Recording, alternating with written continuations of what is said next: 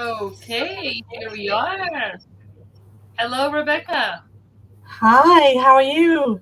I am good. Thank you. Thank you for joining us in the Jewish Women Entrepreneurs Podcast. I'm very excited to have you. Thank you so much for having me. Yeah, this is exciting. We've been waiting for a long time for this, so it's finally happening. We've scheduled this already Right. a few months ago, and I'm so excited to share with everyone what you do and what we can learn from you. So I'm going to start by sharing your bio, a short version of your bio, so that we know who you are and what you do, and then we're going to dive right in with the questions. So Great. Rebecca is the founder and executive director of the Israel Asia Center. This center is an Israeli nonprofit organization which provides leadership programs to develop future leaders and strengthen Israel Asian relationships. Alumni of the Israel Asia Center's leadership programs come from 14 countries across Asia, pretty impressive, and hold positions in many different industries all around the world. To date, they have secured hundreds of millions of dollars of investments from Asia to Israel companies. That's also very impressive. Before founding the Israel Asia Center, Rebecca worked for over a decade in the fields of media, public relations, and public affairs in China, Japan, Israel, and the UK. Rebecca studied in Japan and China and holds a BA in modern Chinese studies. So I like to start my interviews and this, the Jewish Women Entrepreneurs podcast always by what is the thing that is really catching the attention when we hear or read your bio? And the first thing that really caught my attention was, why did you go to Japan and China to study? Where are you from originally, and how did you end up in Japan and China? That's the first question that came to my mind. Gosh, we're going back a few years now because this is around 1996 when I went to university. I decided to study Chinese and Japanese at university. I'm from Liverpool in the UK. I went to university in Leeds, and I'd always just been fascinated by Asian culture. I don't know why. It was just something that just pulled me in. And I thought, gosh, if I study Chinese and Japanese at university, apart from the fact that there are only 6 people in the country studying that combination of languages, I thought, gosh, it's just going to open up a completely new world to me, and it's going to be such an adventure. I'm going to meet so many interesting people. And of course, that's exactly what happened. Wow. So how old were you when you decided to learn, to study Chinese? I was in high school. I started studying Japanese with a tutor while I was in high school. So I was about 17 maybe. And then I went to university at 19 and continued my Chinese and Japanese And studies. you have no idea why you were attracted by this culture or this language. No idea. Maybe a past life. It might be a past life thing or something pulling me from I don't know. It's something that can't be explained. Yeah, that's really interesting. I mean, it's also great that you had parents that were here to listen to, your desire and say, hey, yeah, we'll pay a tutor to teach you Japanese. That's also a great opportunity. Lucky. Yes. Yeah. So, how long did you live in China and Japan? What's your story there? Did you? Well, I first went out to Japan in 1997 as a student to study at university there, and followed that with a stint in China in 98, and then China just kept pulling me back. I ended up with a degree actually in modern Chinese studies, and I've lived in China for a number of periods over the years. Going back, so we're going back 23 years now. So I've lived there a number of times over the years. So I don't know, probably just a few years I've been there, kind of putting everything together. And obviously the country has changed dramatically over that time. Wow. So you've lived in China. You speak Chinese, I'm guessing. If Yes, you've lived there. yes. You speak Chinese. Do you speak Japanese too? I did. I did at one point. I worked on an espresso stand in the middle of Osaka at the weekends, and I would do everything in Japanese. And but now I've forgotten it. I haven't really used it since. Wow. This is so like foreign. You have to understand, like, for everyone who is listening to us, like people that lived in China or in Japan. And so what were the main cultural differences that you had to deal with, with China? Like how did you feel at home? Did you feel different? Did you feel like, the culture this was... is just, I could talk about this for hours, because of course even just between China and Japan, they're countries that are just so vastly different from each other. And then comparing them to British or Israeli culture, yet even more so. I don't even know where to begin. But I think that when I landed in China, despite it being just such a different country, I just felt very much at home there. And I think that I did notice similarities between Jewish culture and Chinese culture in terms of this orientation around family and around food, and one of the in Chinese, one way of basically of saying hello to somebody is asking them if they've eaten yet, which is so much like the Jewish mother, just that kind of approach. It just so it really resonated with me, and I had my own family there, host family, and I really felt that like they really looked after me and made sure I was well fed. Wow. Just like my family at home would. Wow, that is amazing. That's an amazing story. And so at some point you decide to come and live in Israel, make Aliyah. Like, how long ago is that? So I first came to Israel actually on a program that involved an internship, and that was in 2003. And that internship then led to an offer of a job. So I decided to make Aliyah temporarily and just see how it goes. And here I am. How many years? 18 years later. 18 years. So, wow. 18 years in Israel. And so throughout your journey in Israel, you found this Israel Asia Center. Obviously, you having been in Asia, knowing China and knowing Japan, it sounds so natural, but I'm sure it wasn't that obvious for you when you had to do it. Was it a decision that came to you naturally to open this center, to found this center, or was it something that you had to really be brave and overcome resistance? Yes. So China especially is just a country that I was passionate about, I'd been talking about for years after coming to Israel. But it occurred to me after some time that in general, that I wasn't doing anything with it.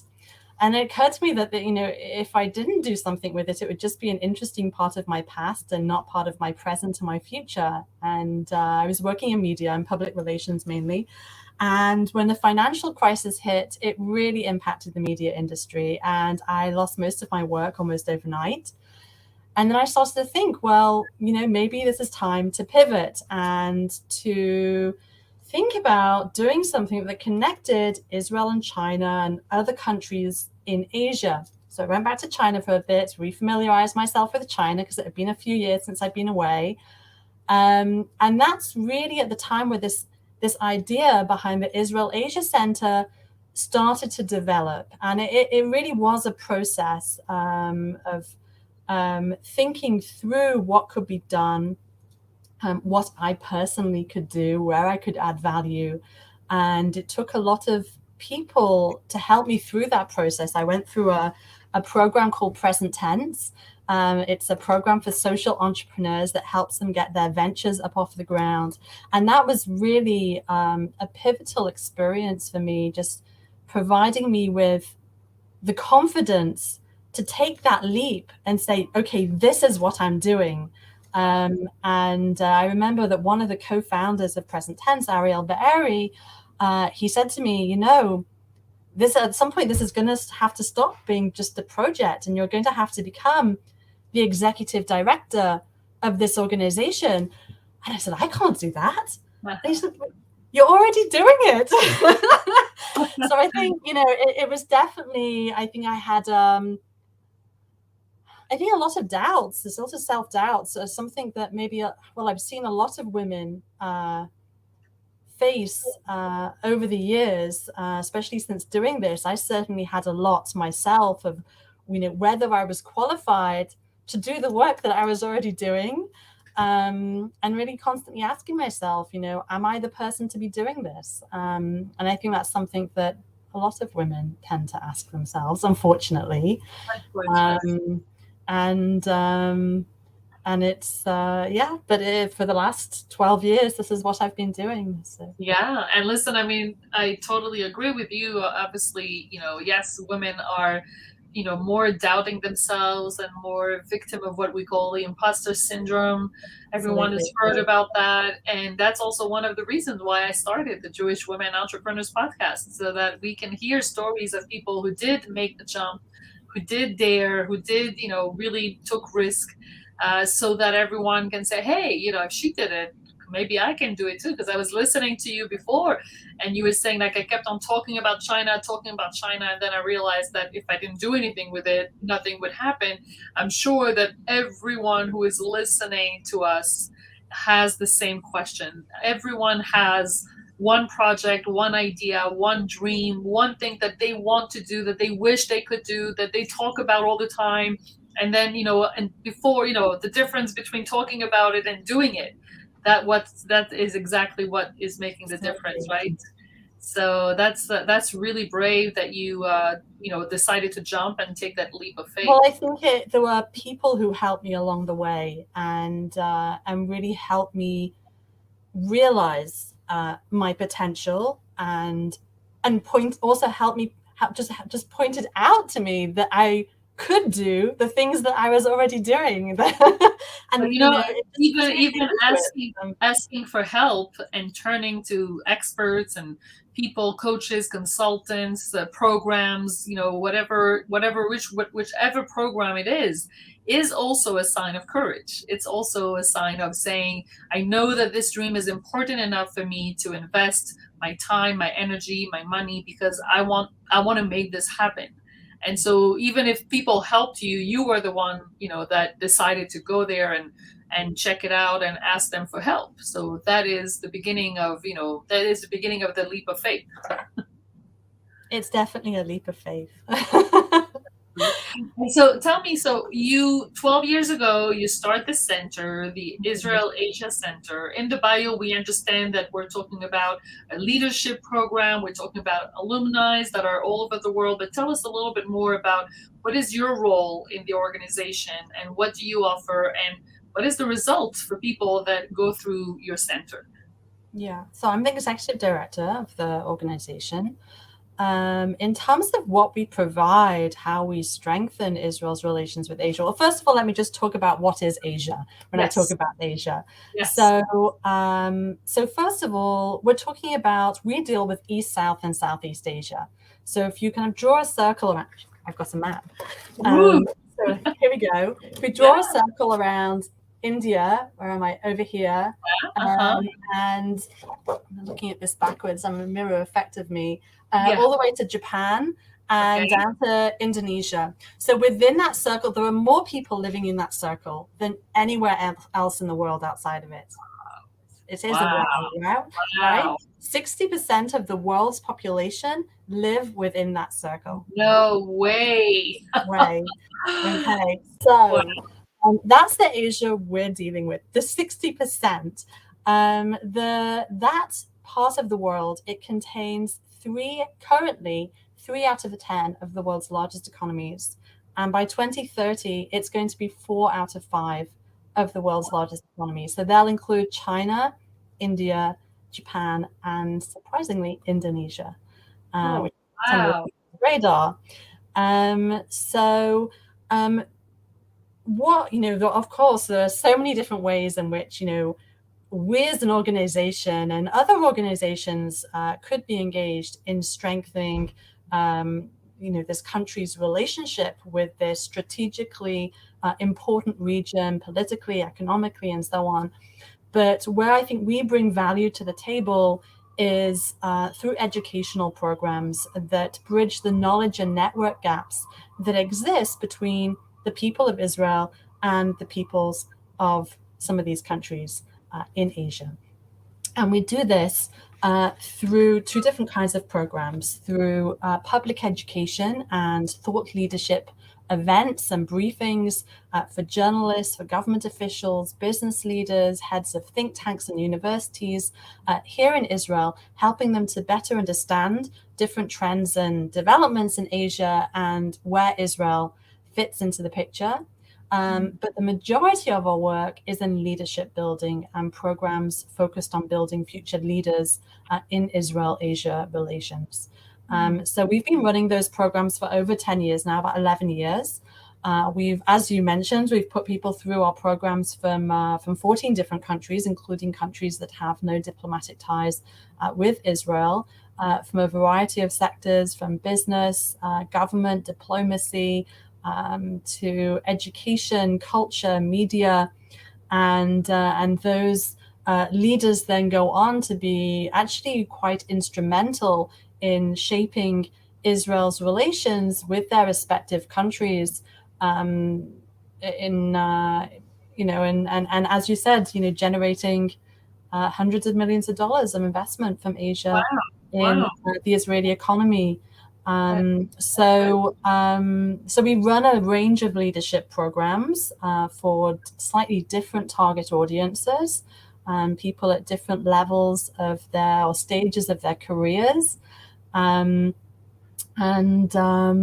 right now we're actually just we're in the middle of working on a new program focused on strengthening Israel's relations with Indonesia, which is quite exciting. Oh, wow. So let me ask you, so that just, I just want to make sure that everyone understands that, and also that I understand, because are those programs more geared towards Israelis that want to have relationship with Asia, or for Asians that want to have relationship with Israelis, or so both actually? Okay. We've run programs for Asian and Israeli students, for young professionals, and our Israel-Indonesia program is actually focused on mid to senior level professionals from both countries.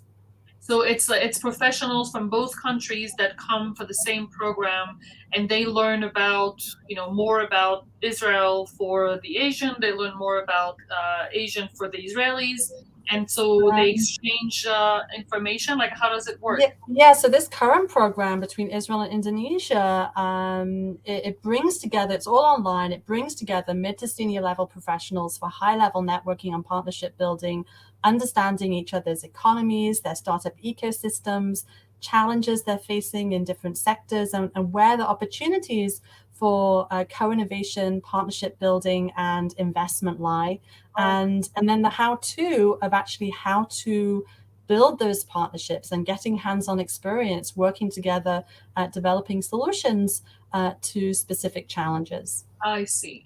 So do you have any experts that work with them, or is it them networking and finding the solutions? Yeah, we have, just for this program alone, we have about 50 different facilitators and speakers who are really high-profile experts and business leaders from both countries, and innovation thought leaders and so on, who are really driving on key drivers of the Israeli and Indonesian economies. So it's an exciting experience for everybody involved.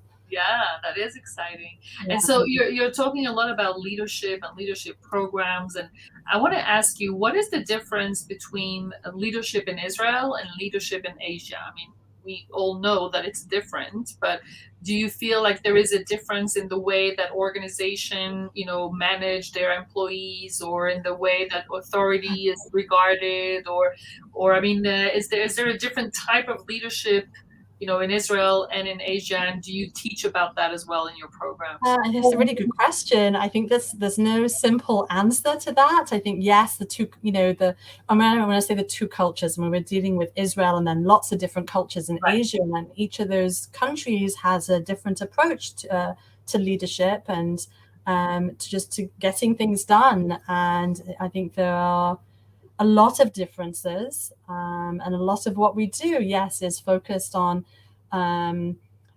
setting expectations, on learning about how to work with each other, and I think, you know, a big part of it, I think, for Israelis, I mean, Israelis tend to think about, it's all about the here and now, you know, getting things done today. And this makes sense, you know, because, you know, historically, we didn't know when the next war was going to be and if we'd be even here tomorrow. But this also creates barriers when you're dealing with cultures who think very much in the long term and take the long term view. And most, you know, most cultures in Asia do, and it's really about taking time to build those relationships, to develop that trust, and that's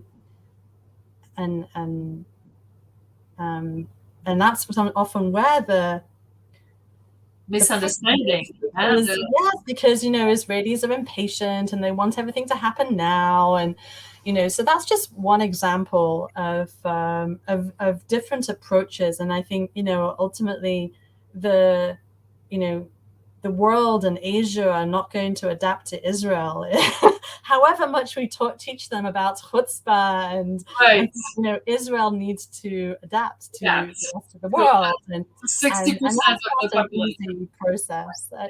Sorry. I said Israel has to adapt to 60% of the population, right? A small exactly. I mean, that's also something that I would ask, because I mean, I understand why Israelis want to be more familiar with Asia or doing business with Asia, or more, you know, understanding the culture. I understand that, you know, that way. But, you know, why do Asian people, you know, why are they interested in Israel? Like, what is their motivation, since they're so powerful, and also they have, you know, like you said, 60% of their population, and it's only going to grow. So what is their interest with Israel? Look, Israel is known as the startup nation. I think that's that phrase, which was, you know, coined by Saul Singer and Dan Senor in their book from 2008, has done an incredible job in many respects of projecting this this image of Israel, and to us, you know, and this reality of Israel as well as a leading tech and innovation hub, and I think that's something that hasn't gone unnoticed by countries around the world. And not only are they looking at investing and learning from Israeli innovation and technology, but also looking at how they can develop their own startup ecosystems and grow those, especially in markets where they have, you know, large young populations that need that they need to skill up, and you know, when especially those economies that are looking at transitioning into becoming rather than manufacturing hubs, you know, knowledge economies. Right. So that's you know, that's definitely a big pull. Right. That's what the leverage. I mean, I know when we spoke, you said that you coming to Israel and making your aliyah offered opportunities that you don't know if you would have done the same thing if you would have stayed in the UK, right? Absolutely. So what was in this context in Israel that you met in your personal professional journey that allowed you to make that leap that maybe if you would have stayed in the UK would not have happened? Look, I think that the UK is generally quite a hierarchical society. I mean, you're talking about, you know, countries in Asia, they're very hierarchical. It's, you know, you think Europe somewhere in the middle between Asia and Israel. And a lot of, I think, what you do there, in my experiences, is always about what you've done before. Have you done this exactly the same thing before? Who are you? And what degree do you have, right? What degree do you have? What is the, you know, the yes, absolutely. Right? Where did you go to university? And In Israel, it's very different. I feel that, this startup culture enables people to come here with no contacts and to build very easily an incredible network and to get that support as well. I mean, there's an incredible infrastructure of support for people who have ideas and want to grow them. Israelis, I think, are very generous with their time when it comes to mentorship, advising people, whether they want that advice or not, you'll get it. Sharing their contacts network, and they don't ask where you've been to university. They rarely ask what you studied at university. They they don't ask. It's really about what your idea is, Right. and if you have the potential to realize it. And if you have a great idea and they see that you have the capability to achieve it, then they'll help you, which I think is incredible. And so I think it's, Israel is somewhere that you can achieve an incredible amount in a very short space of time. And I think it's interesting that, just through the leadership programs that we've run over the years with participants from Asia here in Israel, I think that's also what's really drawn them to Israel and helped them almost fall in love with the country, because coming from very hierarchical societies, they come to Israel and suddenly within a space of a few months, again, they're able to achieve an incredible amount in a very short space of time, become very networked, and almost through the contacts that they make here in Israel are able to leapfrog the hierarchies that exist in their home countries. And for many of them, it's here in Israel where they met their heads of state, or people like Jack Ma, that never would have happened in, say, China or wherever they're from. Right. Because at some point everybody comes to Israel. It's a small place with a lot of big fish from all over the world, and that's incredibly attractive, I think, for people coming from overseas. Of course. I mean, it really makes a lot of sense. And so, for my last question, since we are in the Jewish Women Entrepreneurs podcast, I would love to know how your Jewish education, your Jewish values, how did that impact or inform your work choices, and how did that really make who you are today? Do you see a connection between your Jewish upbringing and what you're doing today? So, one of my earliest formative memories was when I was about 7 or 8 years old, and I went with my mom to a protest campaigning for the release of Eden Udell and then Anatoly Sharansky, today Natan Sharansky, who of course were refuseniks in the Soviet Union. And that was part of a group called the 35 Group that campaigned in the UK for their release. And that really had a big impact on me. And that, in addition to just having how my parents brought me up, taught me to always speak out against injustices, to always take a stand and never sit on the fence or on the sidelines. And to never be satisfied with the status quo, to always try to make things better. And I think that's absolutely informed the decisions that I've taken through my career, from when I was even before going to university to even today, running the Israel Asia Center. Asking myself, okay, is it enough to just strengthen economic relations between Israel and different countries in Asia? To what end? And I think that, what's key for us, and questions that, we're constantly asking ourselves, that I'm constantly asking myself, is, okay, we're building leaders between the two countries, but what kind of leaders are we building? And, how can we draw on the strengths of Israel and different countries in Asia to build a more sustainable future in what today is the Asian century?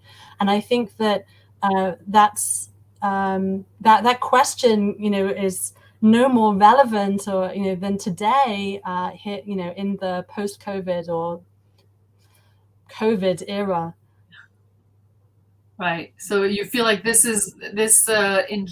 fight against injustice is what is bringing you to be more aware of things that are happening around the world? I think it's just about, thinking about the bigger picture. Are we creating a world? Are we creating a better world through what we're doing? So Wow. Beyond strengthening Israel-Asia relations, how are we doing this in a way that can make the world a better place, especially drawing from Israel's strengths as a center for innovation and technology, and connecting it to some of the markets that we're working with that are the world's largest consumers, economies, and markets, and how can we leverage that And to create a much more sustainable future? The leveraging and the looking at the bigger picture is a Jewish value. Is that what you're saying? Like this is? I don't think it's necessarily a Jewish value. I think it's something that that plays prominently in Jewish life through Tikun Olam, through Sedaka, through Firgun, but it's not exclusive to Judaism and Jewish life. And I think that just for me personally, that's where it comes from. That's right. But I think that these values are, of course, just central to so many of the people that I work with across many different cultures and religions and countries. Of course. Wow.